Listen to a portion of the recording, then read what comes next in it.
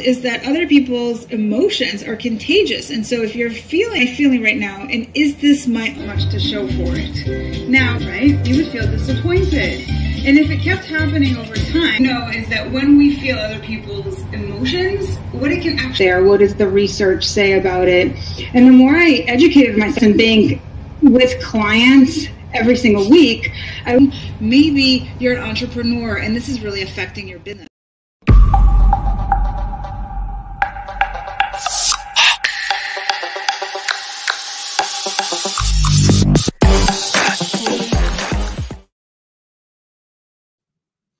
Hello, I'm Fernando Sosa, and you're watching Mindset of Steel live show.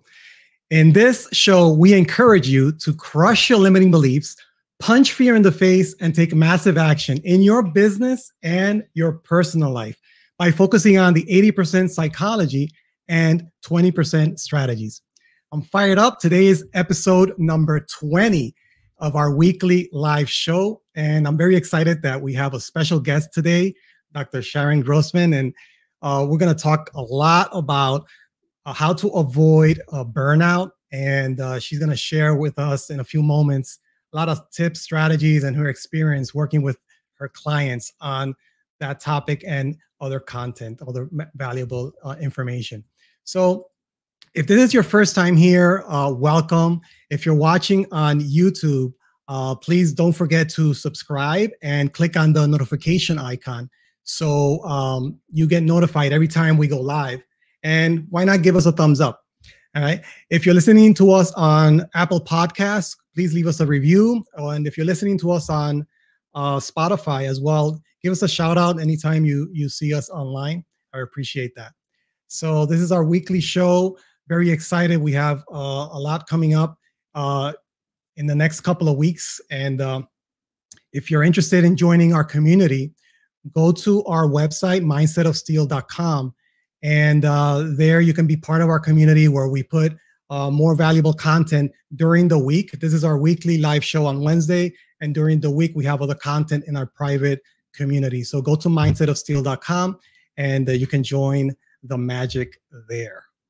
All right. So one of the things that I've been talking about in past episodes is a lot about mindset strategies, right? And personal development. But one thing that we're going to talk about today is what happens when things go wrong. What happens when we get burned out? When all of the things that we're supposed to be doing, basically, we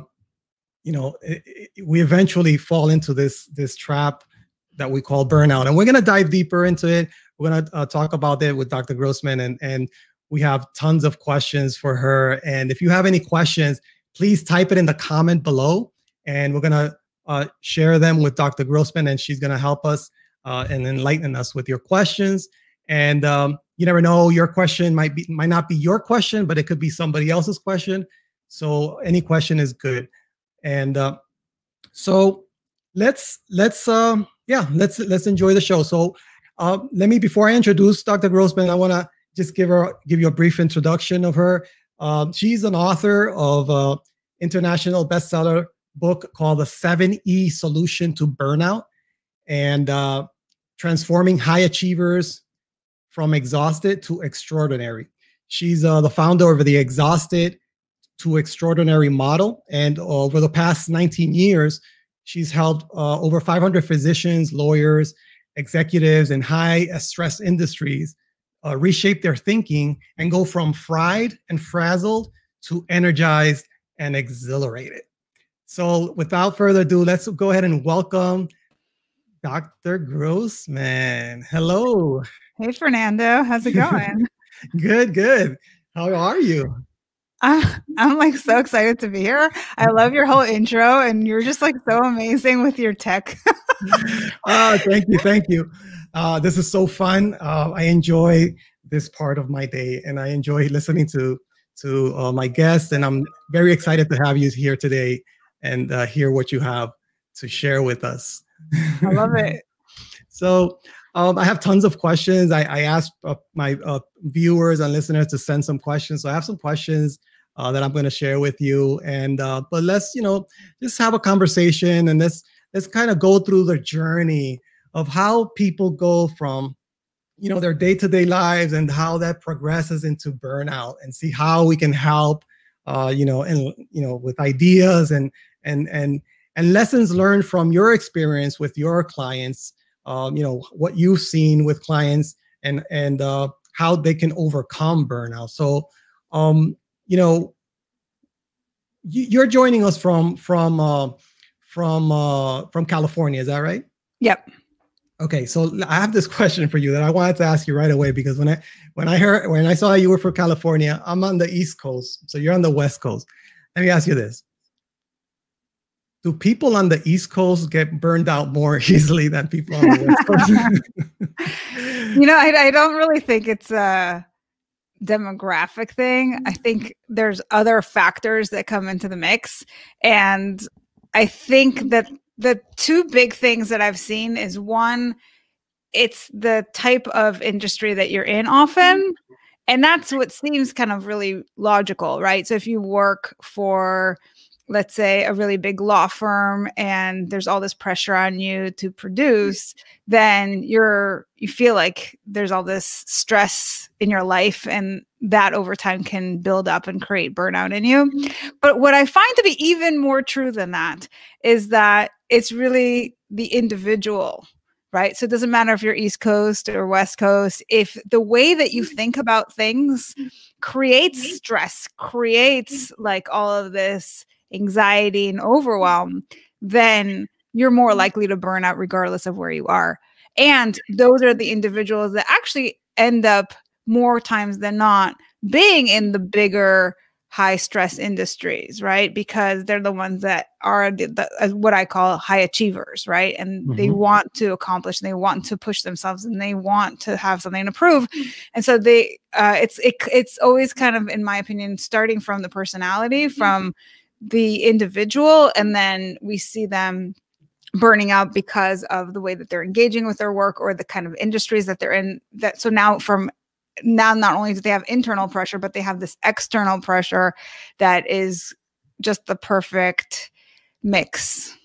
I see. Yeah, that makes sense. That makes a lot of sense.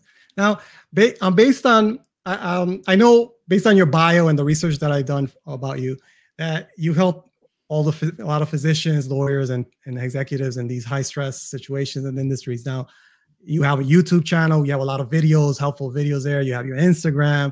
So you help people in a lot of different ways. And you also wrote this book that we're going to talk about in a moment. I'm going to ask you about. Can you take me back and share about your story and why you have this passion to help people by integrating psychology and mindfulness?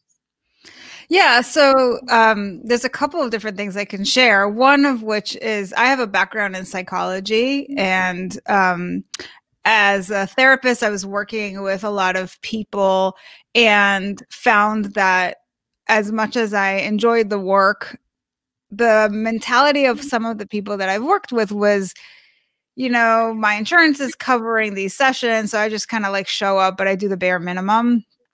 And then I really got more into coaching, and I found that some of the people in the coaching space were a lot more proactive about making change happen.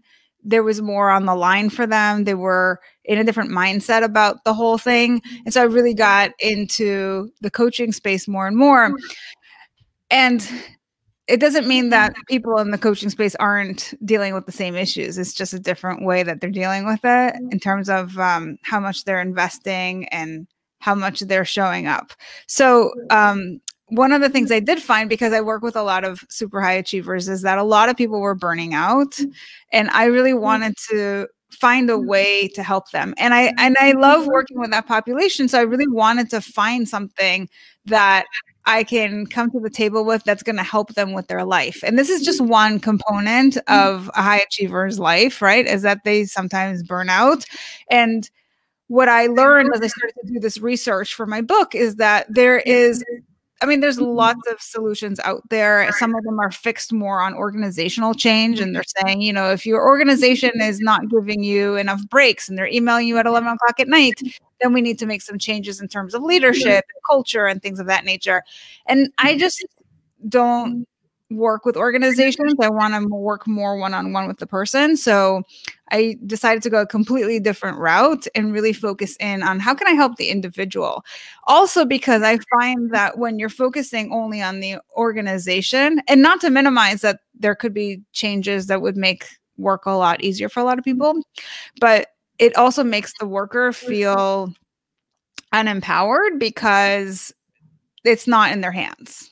And what I actually found to be true is that like I said before, so much of the problem actually comes from your own mind and the fact that you're not managing your stress and things of that nature, that if we actually teach you the skills to do this differently, you can be in the exact same job and have a completely different experience. Without them having to change anything in the organization, you can actually thrive. And I've seen this over and over again, and I find this like really exciting. And one of the things I actually loved about your show and your little tagline is how you talk about how it's 80% psychology and 20% strategy. Yeah. So incredibly true. And I just absolutely love that. Yeah. Yeah. I listen to a lot of coaching and Tony Robbins. And I think I picked that up from Tony Robbins, a lot of some of the things about strategies and mindfulness. And I explained that in the previous episode, my journey in personal development. But so, yeah, now let me ask you a question. I put up a slide here. Let me just share this with you. And I'm going to ask you a question about this.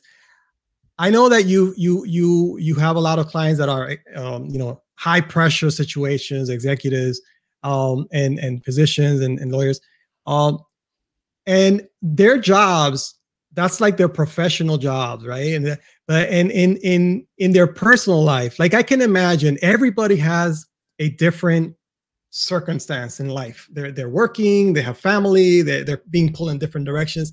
And I was thinking about, and then when I was asking questions from my viewers, I'm kind of seeing where everybody is, because there's no one size fits all, right? There's so many different areas. And so I was kind of looking at this, and let me share this with you. There's people, working from home, multiple kids, virtual learning, 2 parents working at an office with no childcare, single parents, people with mental illness, people with health issues, life events like death, injury, moving, unemployed, maybe somebody's homeless or financial hardship, or of course, COVID. How can you not get burned out with everything that, some people might have multiple of these scenarios happening in their lives? Yeah. How do you approach, when you're talking to somebody, do you tailor the conversation, based on where they're coming from, based on, like giving examples, like in life situations like you see here? Well, I think those are okay. So the way that I kind of teach this is there's a model. And if you want to leave it up for people to see, then we can use that as examples. But there's basically a model, and the model, this comes from cognitive behavioral therapy. So for people who aren't familiar with it, I'll just give you a real quick notion of it. So basically the model is this. You have a circumstance, and everything on this screen is an example of that, right? Whether you're working from home, whether you have no childcare and your kids are learning at home, whether you're unemployed, whatever the case may be, there is a circumstance. And then there's everything that comes after that. So if you think about how to break down the model, I like to break it down into these 2 parts: the part that you have control over and the part that you don't. The only part of the model, which by the way, I'll fill in the rest of the blanks in a minute. The only part of the model that you don't have control over is the circumstance, right? Like if there's COVID, you're not going to change it. If you are having to work from home now, that's just a fact, right? So all of these things are just facts currently in your life. They may be temporary, but they're true right now. Now the question is, how do you want to feel about these circumstances? And oftentimes when we're not asking that question, we're not asking these powerful questions of ourselves, we're in autopilot and we end up getting the results that we don't want, getting something that maybe we're even sabotaging in some way. So if you think about it, you have the circumstance, then you have your thoughts about that circumstance. So if you're working from home, and if anybody is on the chat right now and you're working from home and this is one of your things, then I'm going to ask you this question. How are you thinking about the fact that you're working from home? Because working from home in and of itself doesn't have to be negative. You know, lots of people wanted to work from home pre-COVID, and you know, you might be one of those people and think this is the greatest thing. I've been waiting for this my entire career. And then you're going to feel excited and pleased and all these things, right? If, however, you don't like working from home, the way that you're going to think about that is going to be very different. You might feel that, or you might have some thoughts that this is too much for me, that I am isolated, that this is taking too long. I want to get back to the office. You might have all kinds of thoughts about it. And the more negative thoughts you have, the more negative you're going to feel. So it makes sense that when you have these negative thoughts, you're going to feel more stressed out.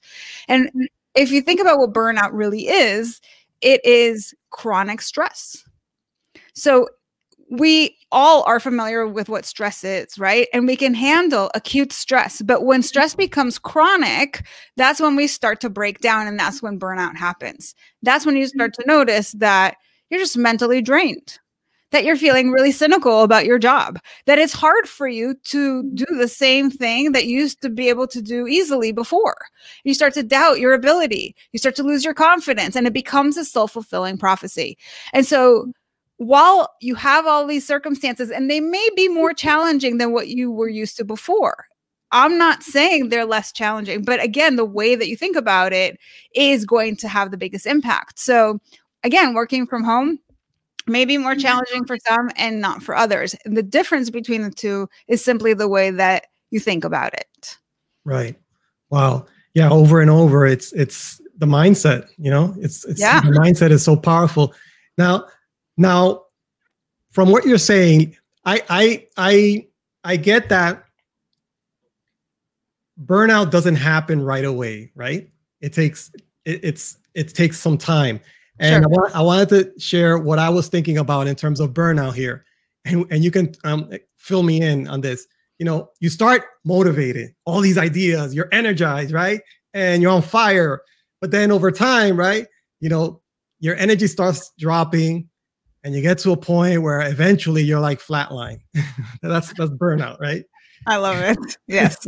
Yes. No, I think you captured something really important here, which is where you see the battery. I think that speaks to the energy. And really, burnout is about energy management, right? If you're not managing your energy, then this is what happens. You kind of like flatline, you know, in so many words. So the idea here is that you have to notice, and this is one of the things that I actually teach. So, you know, it's funny because we're kind of almost like going systematically through my process here.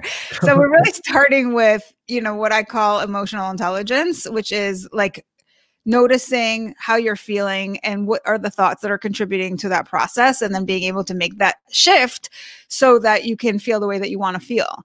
And that process is so empowering, and part of empowerment, again, another thing that I teach is something relevant to what you just shared, which is there are going to be things in your life, in your work, in your family, whatever the case may be, that are going to be more energy producing. And then there's going to be things that are going to be more energy draining. And you have to become really self-aware of how everything that you engage in affects you. If you are engaging in things that give you more energy, then keep doing those things. If you're engaging in things, and sometimes we do this, we don't really think about why we do the things that we do, but when we do it, sometimes it actually has a different impact than what we want it to have. So I'll give you an example. I was working with this one physician, and he was like, "Oh my God, I'm so spent. By the time I come home, I just want to like have dinner and watch Netflix." And I was like, "Cool. Now let me ask you this. When you watch Netflix, you know, it's entertaining, it's great. But when you get off the couch at the end of that, do you feel more energized, just as energized as when you sat down, or less energized?" And he said, I actually feel less energized. So it takes something else out of him, even though it's entertaining. And even though he sat down because he had this notion that this is like something that's going to be nice for him to do. Right.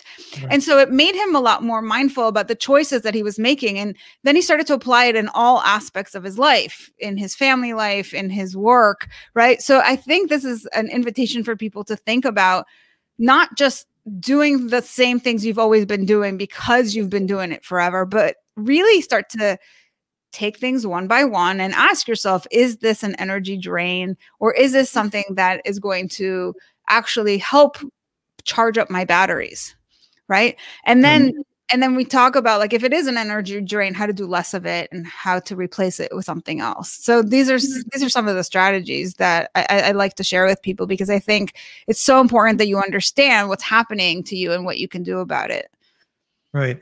And I can imagine, right, you tell me, I mean, this is an example, but somebody could be at 50% and now actually go all the way to 0%, but be stuck at 50% for a long time, right?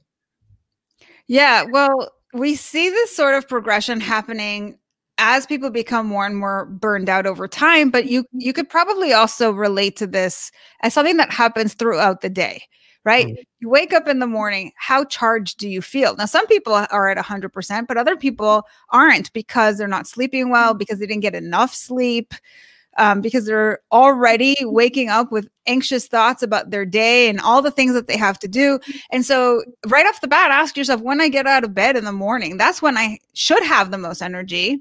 How charged is my battery actually? Right. And then be able to go through your day and figure out, what are the things that I do throughout the day that really deplete my energy, my battery? Is it when I go to a meeting? Is it when I talk to a certain person? Is it when I'm checking my email? What is going on? You know, it could be you're checking your social media and you think that that's a great thing and you kind of like doing it. But in reality, when you get off the computer, you're just like zapped, right? So what are these little things throughout everybody's day that you can start to eliminate systematically, because you're being more intentional now about where you spend your energy? Being intentional. That's great. Now, let me jump into one of my questions that somebody submitted. Here we got, Alina sent this question. So let's read it. It says, in this COVID environment, when most of us work from home, I'm finding that I'm working more hours than when I used to, even with overtime.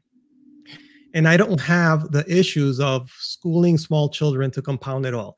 There's a silent pressure from management, clients, and fellow staff to be always on. What are the best ways to let them know it will get done without slapping back at them? What are some suggestions to ease off the guilt when you do pull back?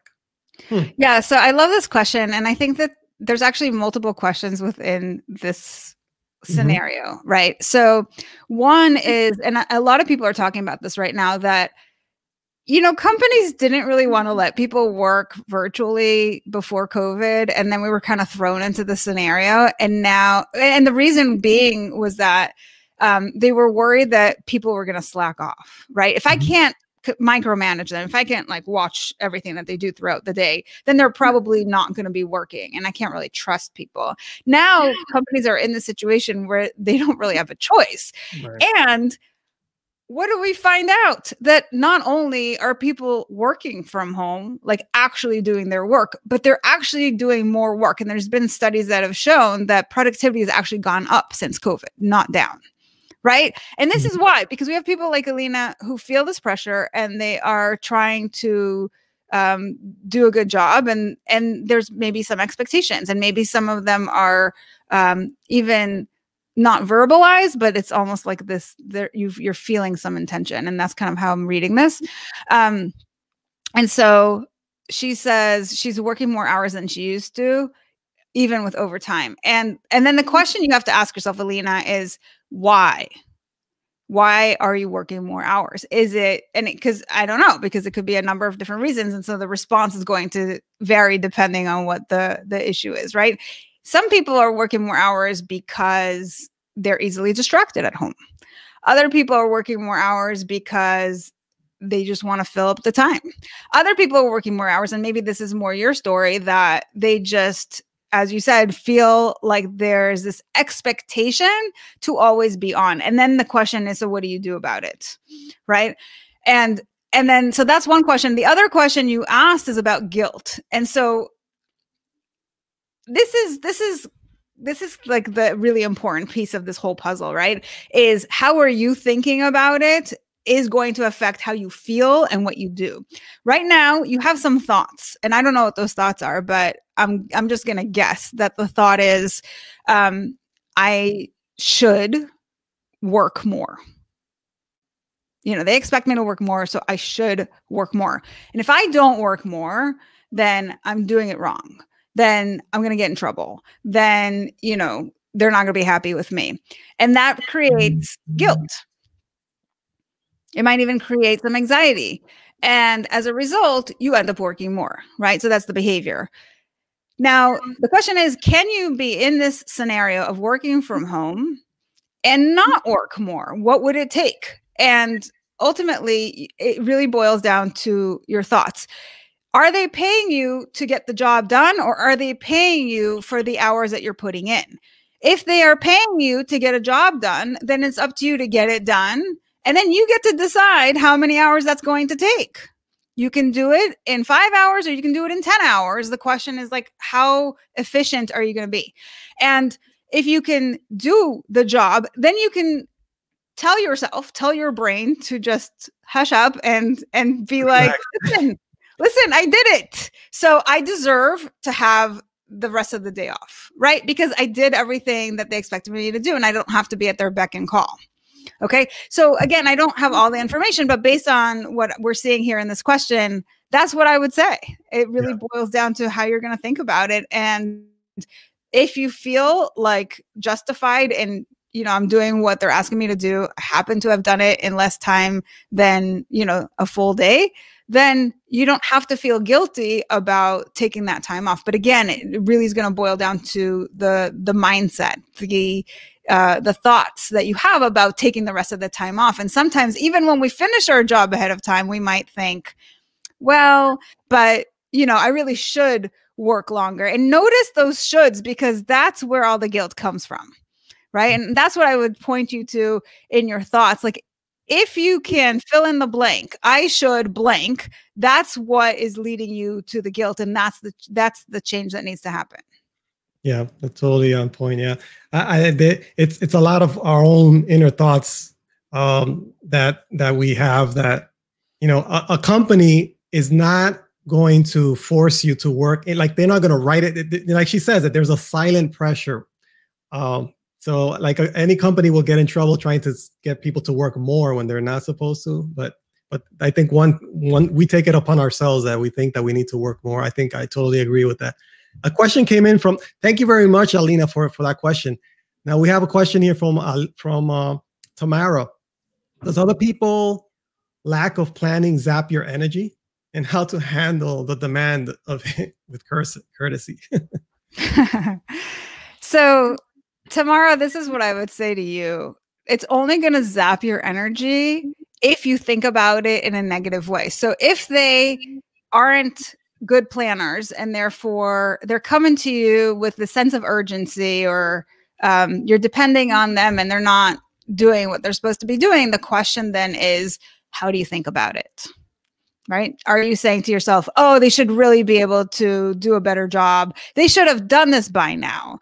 Then you're going to feel frustrated, and that frustration is going to zap your energy. If you just say to yourself, you know what, I'm better at planning than some other people, that's just a fact. Like, they're not doing what I would have done in that situation, or, that's maybe something that they struggle with, then that's something that's out of your control. And anytime you're in a situation where there's something outside of your control, the only thing to do is to just accept it. And so you could say, okay, well, that's a fact. That's just something that I have to contend with. The question is, how do I want to feel about it? And based on that, you kind of reverse engineer your thought process. So you say to yourself, okay, I don't want to feel frustrated. How do I want to feel? I want to feel neutral. I don't necessarily have to jump up and down with joy, but I want to feel neutral about the fact that, you know what, other people lack some planning. So what do I need to think in order to feel neutral about this? And then fill in the blank. That's how you can circumvent this zapping of energy business. Yeah, that's a good one. I have a philosophy that says that somebody's lack of planning doesn't have to become my emergency. That's right. Okay, so really, I want to just add that that's where boundaries come in. Boundaries, yeah, that's a big topic there. Hi, Cynthia. Thanks for joining. We have one more question. We have more questions, but we're running out of time. But let me share with you one by John. Juan says, Dr. Grossman, there are folks who don't mind going the extra mile for their boss and team. But what if they're not giving more support to you? Yeah, this is a big one. Thank you, Juan, for that question. Actually, so I have two answers for that. One is that, actually part of the research, one of the things that they talk about in the research on burnout is that when you don't feel appreciated or valued, that is one of the reasons why people burn out. So I want to just say that is something that they've come across because it's happening over and over again. Here's my answer. My answer is that it's just the same as what we just talked about. Okay. You cannot control what other people do.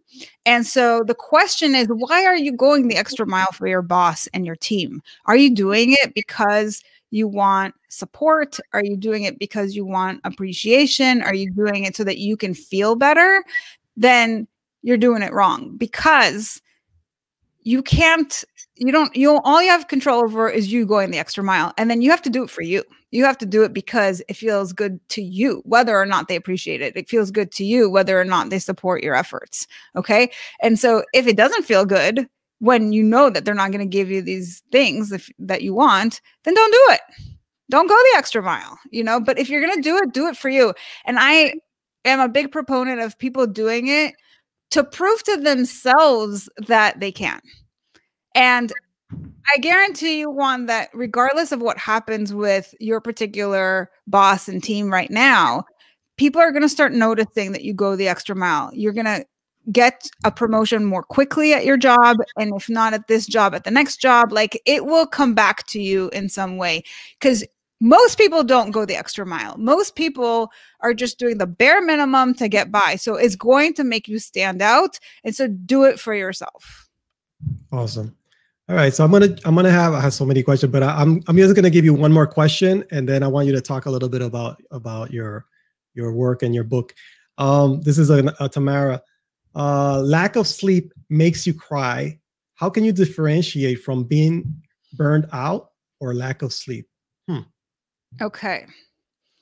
So I'm not 100% clear on what's happening here, but clearly there's a lack of sleep. We don't know why you're not sleeping well. And so it could be because you're depressed. It could be because you are anxious. It could be because of a million things. So let's just first define what burnout is. And as we said before, burnout is when you have chronic stress. So do you feel like you have so much stress in your life that when you go to lie down at night, is it hard for you to fall asleep? Or is it easy for you to fall asleep, but then are you being woken up in the middle of the night? Are you having anxiety dreams? Like there's so many different things. Now you said lack of sleep makes you cry. So is it because you're so tired that you're crying? Is it like a mood thing? So I would need more information to be able to answer that. But I think at the end of the day, you want to clean up whatever's going on around your sleep. If it's that you're not falling asleep because your mind is just racing, you got to find ways to calm your mind down. You got to find ways of cleaning up your sleep hygiene so that you're able to sleep more. If you've got so much stress in your life and that's the reason that you're not able to sleep, then you got to do some stress management. You got to clean up some of your thoughts. You got to do whatever it takes to make sure that you don't have any more sleep problems. So it's hard to answer that without really knowing all the details, but what you got to kind of work backwards. What is causing my sleep problems? And then what do I do in order to change those outcomes? whether it's your mind, whether it's, some people can't sleep because they're worried about the next day. Some people are just depressed. If it's a depression thing, maybe you need medication, maybe you need therapy. Like there's so many different factors here. So I hope that's helpful, even though there's not. She says, I'm always working. Okay. Well, then the question is, why are you always working? Why are you always working? And I hear so many people actually sacrifice sleep in order to get more work done. And that is an absolute formula for burnout. So if you want to burn out, do that. You're doing it right. But if you don't, and if you want to be in a good place, then you have to have some boundaries between work and your personal life. You have to prioritize your health. You have to prioritize your self-care. If you're not doing that, then you will burn out. It's just a matter of time. Okay. Well, that's about all the time we have. We have so many questions. Oh my God, this has been awesome, Dr. Grossman. Thank you so much. How could people follow up with you? I have your website. This is your website. That's correct? It is my website. And I have a really great tool I want to share with your audience for people who are curious about where they are, because burnout is kind of on a spectrum. I actually created a little quiz that people can take, and it goes through all these different aspects of burnout, and you can answer those questions really easily, and then schedule a call with me, and I will go over your results and what next steps you need to take in order to turn your situation around. So if you're interested in that, you can go to that website and then just click on take the quiz, and it'll take you to my burnout meter, and you can fill that out, and I'd be happy to have a conversation with you thereafter. So awesome. That's awesome. Thank you very much. So stick around until I'm going to let you leave us with the last words. So to everybody watching and listening, this was episode number 20 of Mindset of Steel with special guest, Dr. Sharon Grossman. And thank you very much for being here. I appreciate you for being here watching. Just a sneak peek, next week, we have other special guests coming up. Don't forget to subscribe on YouTube. And also go to the website, mindsetofsteel.com. And Dr. Grossman, do you want to leave us with some positive final words? Yeah. So I want to say that, sometimes when people are in that place of burnout, they feel really stuck, and it really feels hard to pick yourself up. And so that's really why I wrote the book that I did. And it comes with a workbook so that you can coach yourself out of it. So this is what it looks like. And I encourage people to go and get a copy. You can get one on Amazon, and you can also go to my website, and there's a link there just to make it easy. So drsharongrossman.com. And I've built in so many online resources, meditations, templates, checklists, a million things for you guys. So it's really like a whole self-coaching program in this book. So I really encourage people to get a copy. All right. Thank you very much again. All right. Bye, everybody. Bye, Dr. Grossman. Bye. Thanks for having me. Bye.